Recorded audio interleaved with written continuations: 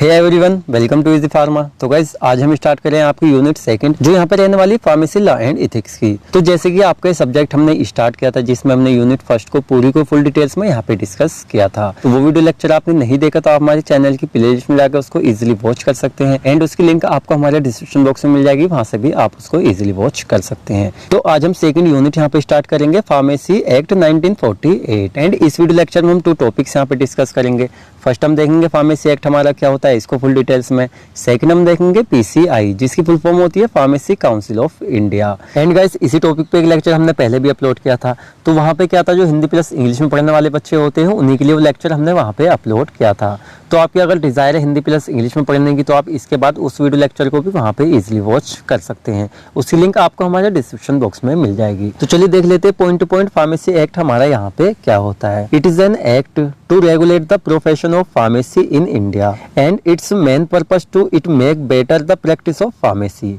तो देखिए हमारा जो फार्मेसी एक्ट 1948 में हमारा ये पास हुआ था, तो ये इसने क्या किया था, रेगुलेट करता है प्रोफेशन ऑफ फार्मेसी, यानी फार्मेसी का जो प्रोफेशन है। आप देखिए उसमें सारे वर्क हमारे हो सकते हैं, जैसे कि मान लीजिए आप डिफार्मा करने के बाद आपका जो रजिस्ट्रेशन होता है वो कहाँ होता है, पीसीआई में होता है, फार्मेसी काउंसिल ऑफ इंडिया। वो किसके थ्रू एक तरह से रेगुलेट किया जाता है, यहाँ पे फार्मेसी एक्ट के थ्रू। साथ ही में इंडिया के अंदर जो हमारी फार्मेसी होती है उसके प्रोफेशन को रेगुलेट करने का ये हमारे यहाँ पे वर्क करता है एंड इट्स मेन पर्पस। और देखिए हमारा जो यहाँ पे एक्ट है फार्मेसी एक्ट 1948, इसका जो यहाँ पे मेन पर्पस है ये क्या करता है, मेक मतलब better the practice of pharmacy. अब देखिए क्या होता है, जो हमारी फार्मेसी की प्रैक्टिस है दिन पर दिन क्या हो रहा है, इंक्रीज होता जा रहा है, डेवलपमेंट्स हमारा होता चल जा रहा है। तो उसी की प्रैक्टिस को एक तरह से इंक्रीज बेटर करने के लिए क्या था, हमारे ये एक्ट यहाँ पे लागू किया गया था। अब चलिए नेक्स्ट पॉइंट यहाँ पे हम देख लेते हैं। Pharmacy act was passed in 1948। तो हमारा जो एक्ट था 1948 में यहाँ पे क्या किया था, आया था। अब चलिए नेक्स्ट हम देख लेते हैं। This act have been divided into 5 chapters. तो ये जो हमारे यहाँ पे एक्ट था फार्मेसी एक्ट, इसको डिवाइड किया गया था यहाँ पे 5 चैप्टर्स में, साथ ही में 46 यहाँ पे सेक्शंस में। तो देखिए जो सेक्शन आपके चैप्टर्स है ये आगे जाके आपको समझ आएंगे, यहाँ पे आपको समझ नहीं आने वाले हैं। तो नेक्स्ट हम देख लेते हैं point. This act was implemented in all India not in Jammu and Kashmir. तो जब एक्ट हमारा एक तरह से लागू किया गया था 1948 में, यानी पास हुआ था, तो उस टाइम क्या था कि जम्मू एंड कश्मीर को छोड़कर ऑल इंडिया यानी पूरे इंडिया में इस एक्ट को लागू किया गया था, एक तरह से पास किया गया था। तो इस एक्ट को देखा जाए तो जम्मू एंड कश्मीर को छोड़कर पूरे इंडिया में क्या माना जाता है। नेक्स्ट हम देख लेते हैं ऑब्जेक्टिव ऑफ फार्मेसी एक्ट। अब हमारा जो फार्मेसी एक्ट आया था इसके क्या क्या ऑब्जेक्टिव होते हैं, इसको पॉइंट टू पॉइंट यहाँ पे हम डिस्कस कर लेते हैं। चलिए फर्स्ट हम देख लेते हैं, regulating and rising the status of profession of pharmacy in India. तो क्या करता है हमारा जो ये एक्ट है ये क्या करता है, रेगुलेटिंग करता है एक तरह से, राइजिंग करता है status of profession of pharmacy, यानी फार्मेसी का जो क्या है प्रोफेशन है इंडिया के अंदर वो कितना अच्छा हो सकता है एक तरह से, मतलब उसको बेटर बनाने के लिए क्या करता है हमारा फार्मेसी एक्ट यहाँ पे वर्क करता है। पॉइंट हम देख लेते हैं, provide pharmacy courses for educations. तो जैसे कि हमारे फार्मेसी कोर्सेज है, जैसे हम आप डी फार्म कर रहे हैं उसके बाद बी फार्मा आपका हो गया, एम फार्म हो गया, फार्म डी हो गया, तो जितने हमारे फार्मेसी से रिलेटेड कोर्सेज होते हैं ये सब हमें कौन प्रोवाइड कराता है, जो हमारा फार्मेसी एक्ट है 1948। नेक्स्ट पॉइंट हम देख लेते हैं, provide uniform education and training.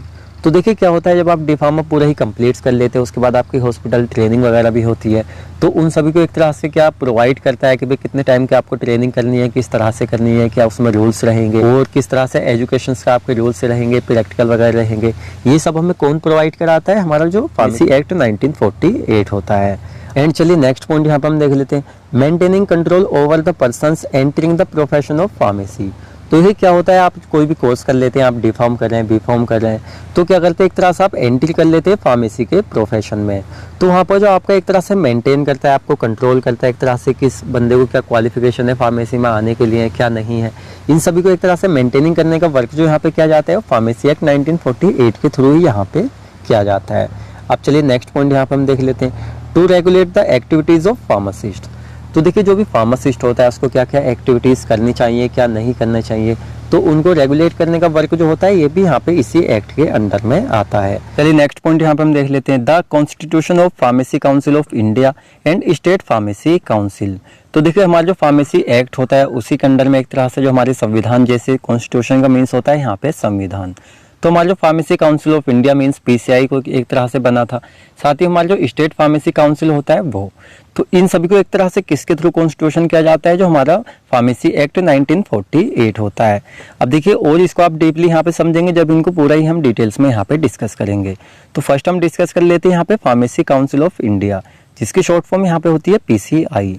तो गाइस काफ़ी ज़्यादा इंपॉर्टेंट टॉपिक आपके लिए रहने वाला है, क्योंकि अगर हम लास्ट ईयर के क्वेश्चन पेपर उठा के देखें तो हर साल के क्वेश्चन पेपर में ये क्वेश्चंस आपको रखा हुआ मिलेगा। तो चलिए इसको पॉइंट टू पॉइंट यहाँ पे डिस्कस कर लेते हैं। तो चलिए फर्स्ट पॉइंट हम इसमें देख लेते हैं, the pharmacy council of India और सेंट्रल फार्मेसी काउंसिल। तो देखिए इसको हम फार्मेसी काउंसिल इंडिया के नाम से भी जानते हैं, साथ ही में इसको सेंट्रल फार्मेसी काउंसिल के नाम से भी इसको हम जानते हैं। Was first constituted by the central government. तो देखिए जो हमारी फार्मेसी काउंसिल ऑफ इंडिया थी और हमारी सेंट्रल फार्मेसी काउंसिल थी, इसको सेंट्रल गवर्नमेंट के थ्रू और फार्मेसी एक्ट के अंडर में 9 अगस्त यानी 9 अगस्त 1949 में सेक्शन 3 के अंडर में एक तरह से इसको बनाया गया था। और साथ ही में अगर हम देखें तो फार्मेसी हमारा जो एक्ट था उसी के थ्रू इसको बनाया गया था, लेकिन सेंट्रल गवर्नमेंट के अप्रूवल के साथ में। अब चलिए नेक्स्ट पॉइंट हम देख लेते हैं, it is constituted to regulate the education of pharmacy. तो देखिए इस संविधान को बनाया क्यों गया था, इस संविधान को बनाया गया था रेगुलेट करने के लिए एजुकेशन ऑफ फार्मेसी। यानी जो पीसीआई है हमारी वो क्या करती है, जितनी हमारे फार्मेसी के कोर्स कंडक्ट किए जाते हैं, कोई भी कॉलेज उसको कंडक्ट करता है, तो एक तरह से जो पीसीआई होती है उसके थ्रू एक आप कह सकते हैं कि टीम वगैरह भेजी जाती है या उसका भी एक तरह से अप्रूवल लिया जाता है। जब भी जाके क्या होता है, पूरी मान्यता अगर है तो जब भी क्या होता है, किसी भी कॉलेज को एक तरह से अप्रूवल दिया जाता है कि फार्मेसी के कोर्स वहाँ पे कंडक्ट करा सकते हैं या नहीं। चलिए नेक्स्ट हम देख लेते हैं, इट रिकॉन्स्टिट्यूटेड आफ्टर 5 ईयर्स। तो फर्स्ट टाइम जब 9 अगस्त 1949 में फार्मेसी काउंसिल ऑफ इंडिया बनाई गई थी तो वो फर्स्ट टाइम था, लेकिन इसमें क्या था, एक रूल था कि हर 5 साल के बाद ये दोबारा बनी जाएगी। तो क्या होता है, हर 5 साल में इसको रिकॉन्स्टिट्यूट किया जाता है, यानी जो मेंबर्स होते हैं वो चुने जाते हैं। उसके बाद क्या होता है, फिर दोबारा से इसको बनाया जाता है, कॉन्स्टिट्यूशन ऑफ पीसीआई। तो चलिए इसमें सारे पॉइंट्स हमारे यहाँ पे क्लियर हो जाएंगे, यानी हमारी जो फार्मेसी काउंसिल ऑफ इंडिया है किस तरह से बनाई जाती है। It consist of 3 different types of members. तो इसको जो बनाया जाता है हमारे 3 डिफरेंट टाइप्स के मेंबर्स होते हैं, जिनको इसमें इंक्लूड किया जाता है, जब जाके पूरा हमारे यहाँ पे ये बनेगा। तो फर्स्ट होते हैं हमारे इलेक्टेड मेंबर, जो हमारे इलेक्टेड किए जाते हैं। सेकंड हमारे यहाँ पे होते हैं नॉमिनेटेड मेंबर्स, जिनको नॉमिनेटेड किया जाता है। थर्ड हमारे होते हैं एक्स ऑफिशियो मेंबर्स। तीनों को यहाँ पे फुल डिटेल्स में हम देखेंगे। चलिए फर्स्ट यहाँ पे हम देख लेते हैं। तो चलिए फर्स्ट यहाँ पे हम देख लेते हैं इलेक्टेड मेंबर्स हमारे कौन कौन से होते हैं। तो इसके अंदर क्या होता है, जो हमारे 6 मेंबर इलेक्टेड किए जाते हैं यूनिवर्सिटी ग्रांट कमीशन के थ्रू, जिसके अंदर क्या होना चाहिए, in which at least 1 teacher each in pharmaceutical chemistry, pharmacology, pharmacognosy on teaching staff of Indian university. तो सीधा सीधा अगर हम कहें तो इसमें क्या होता है, 6 मेंबर को यूनिवर्सिटी ग्रांट कमीशन के थ्रू एक तरह से इलेक्टेड किया जाता है, जिसके अंदर जो है हमारा एटलीस्ट 1 टीचर होना चाहिए फार्मास्यूटिकल केमिस्ट्री का एंड फार्माकोलॉजी का एंड फार्माकोग्नोसी का। और साथ में ये जो हमारे टीचर यहाँ पे होने चाहिए, ये यूनिवर्सिटी में होनी चाहिए इंडिया की या किसी इंडिया के कॉलेज में। तो फॉरेन क्वालिफिकेशन यहाँ पे मान्य नहीं होगी। 1 member elected by the medical council of India. तो यहाँ पर जो एक मेंबर को एक तरह से इलेक्टेड किया जाएगा वो मेडिकल काउंसिल ऑफ इंडिया के थ्रू यहाँ पे किया जाएगा, जिसकी शॉर्ट फॉर्म यहाँ पे MCI भी होती है। नेक्स्ट हम देख लेते हैं, 1 members who shall be registered pharmacist to represent each state elected by the state council.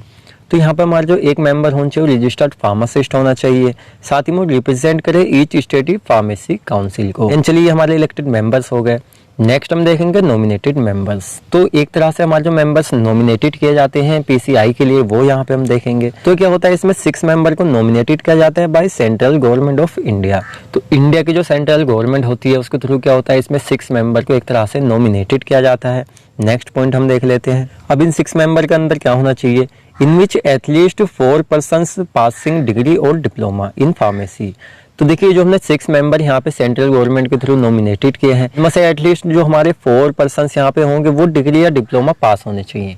तो जैसे हमारी फार्मेसी होती है डी फार्मा और बी फार्मा, तो 4 पर्सन क्या हो, इसके पास उनका क्या हो, रजिस्ट्रेशन उनके पास होना चाहिए, वो डिग्री और डिप्लोमा यहाँ पे पास होने चाहिए। And also engaged in practice of pharmacy, और उनको फार्मेसी के प्रोफेशन में वो है तो उनको इस चीज की प्रैक्टिस भी वहाँ पे होनी चाहिए। एंड नेक्स्ट पॉइंट यहाँ पे हम देख लेते हैं, a representative each university grant commission and all India council for technical education. एक हमारा ऐसा मेंबर होना चाहिए जो रिप्रेजेंटेटिव करे जितने हमारी ईच यूनिवर्सिटी ग्रांट कमीशन होती है and all India council for technical education को। नेक्स्ट पॉइंट इसमें हम देख लेते हैं, वन रजिस्टर्ड फार्मासिस्ट। तो देखिए इसके अंदर एक हमारा रजिस्टर्ड फार्मासिस्ट भी होना चाहिए जो रिप्रेजेंट करे ईच स्टेट को। तो इस मेंबर को नॉमिनेटेड किया जाता है यहाँ पे गवर्नमेंट के थ्रू। देन चलिए लास्ट में यहाँ पे हम देख लेते हैं एक्स ऑफिसो मेंबर्स हमारे कौन से होते हैं। तो देखिए हमारे वो मेंबर्स होते हैं जो पहले गवर्नमेंट पोस्ट पर रह चुके हैं, ये रिटायरमेंट हो गए हैं, तो उनको भी यहाँ पे एक तरह से इंक्लूड किया जाएगा। जैसे हम देख लेते हैं कौन कौन से मेंबर्स होते हैं जिनको इंक्लूड किया जाएगा। फर्स्ट हमारा एक ऐसा पर्सन जो यहाँ पे डायरेक्टर जनरल रह चुका है हेल्थ सर्विस का। साथ ही में एक हमारे ऐसे डायरेक्टर रह चुके हैं जो सेंट्रल ड्रग लेबोरेटरी, यानी जो सेंट्रल ड्रग लेबोरेटरी है उसके जो पहले डायरेक्टर रह चुके हैं उनको यहाँ पे इंक्लूड किया जाएगा। साथ ही में एक ऐसा पर्सन जो यहाँ पे ड्रग कंट्रोलर रह चुका है इंडिया के अंदर। तो ये क्या होते हैं एक्स ऑफिसो मेंबर्स में इन पर्सन्स को एक तरह से इंक्लूड किया जाएगा। अब देखिए जितने हमने यहाँ पे मेंबर्स पढ़े, फर्स्ट हमारे जैसे इलेक्टेड मेंबर्स थे, सेकंड हमारे नॉमिनेटेड मेंबर्स थे और थर्ड हमारे एक्स ऑफिसो मेंबर्स थे। तो मेंबर्स क्या करते हैं आपस में सलाह मशवरा करके एक यहाँ पे प्रेसिडेंट और एक वाइस प्रेसिडेंट को यहाँ पे चुन लेते हैं। और ऐसे नहीं इन्होंने आपस में डिस्कशन करके चुना है तो उसकी बात यहाँ पे नहीं सुनी जाती है। एक तरह से वही क्या करता है संभालता है पूरी पीसीआई को और उसको यहाँ पे पूरी एक तरह से मान्यता दी जाती है कि वो इसको अपने तरीके से चला सके। जैसे कि चलिए यही हमने यहाँ पे पॉइंट टू पॉइंट लिखा हुआ है तो आप इसको अच्छे से पढ़ लें। Then they are re elected and they can participate it. तो हम कह सकते हैं जो हमारे मेंबर्स होते हैं जो क्या करते हैं, जो हमारे प्रेसिडेंट और वाइस प्रेसिडेंट यहाँ पे चुने गए हैं ये क्या कर सकते हैं दोबारा से भी इसमें अप्लाई कर सकते हैं 5 ईयर्स के बाद। तो अब हम यहाँ पर देखेंगे फंक्शन ऑफ पीसीआई, यानी जो हमारे फार्मेसी काउंसिल ऑफ इंडिया है इसके क्या क्या फंक्शंस होते हैं इसको पॉइंट टू पॉइंट यहाँ पे हम डिस्कस करेंगे।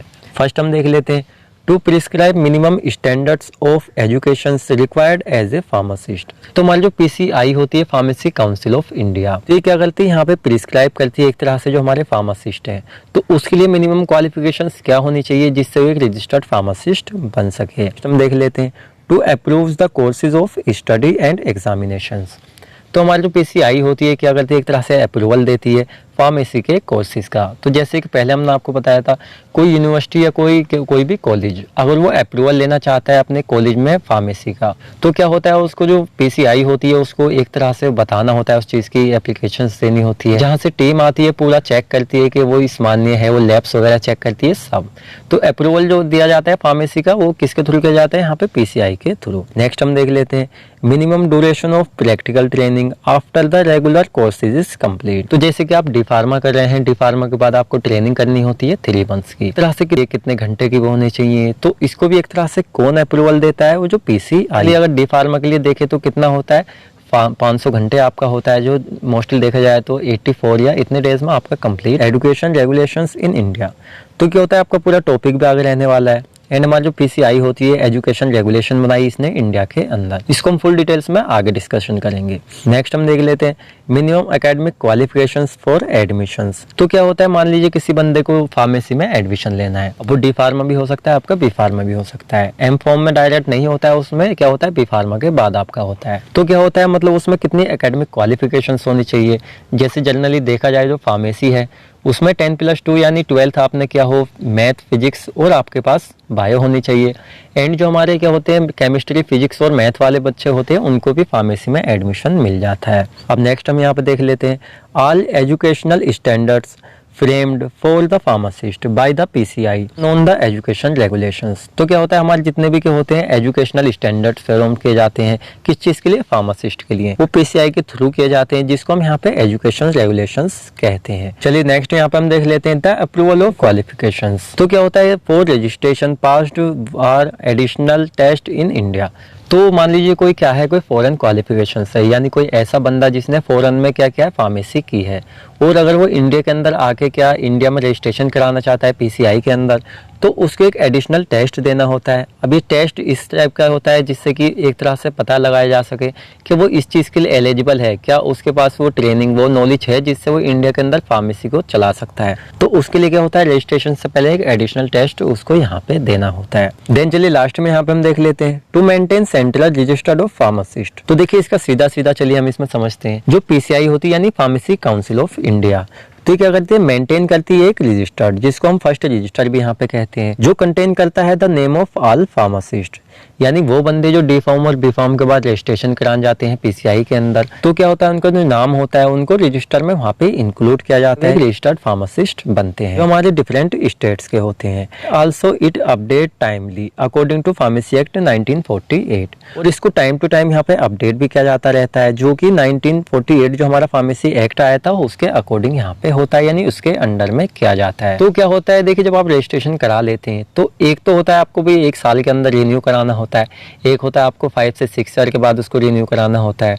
तो इसी तरह से जो फार्मासिस्ट होते हैं उनको एक तरह से अपडेट कराता रहता है यहाँ पे पीसीआई कि भाई उनको अपना जो नाम है वो एक तरह से मेंटेन रखवाना है उसमें, तो उनको उस चीज़ को रिन्यूअल कराना होता है। ये सब वर्क किसके थ्रू किया जाता है यहाँ पे, फार्मेसी काउंसिल ऑफ इंडिया के थ्रू। बस ये जो आपका टॉपिक था यहाँ पे कंप्लीट हो जाता है। एंड अगर आपको कोई भी डाउट्स होता है इस टॉपिक से रिलेटेड तो आप मुझसे कमेंट सेक्शन में पूछ सकते हैं, और गाइस इसके नोट्स जल्दी ही आपको टेलीग्राम चैनल पर अपलोड कर दिए जाएंगे।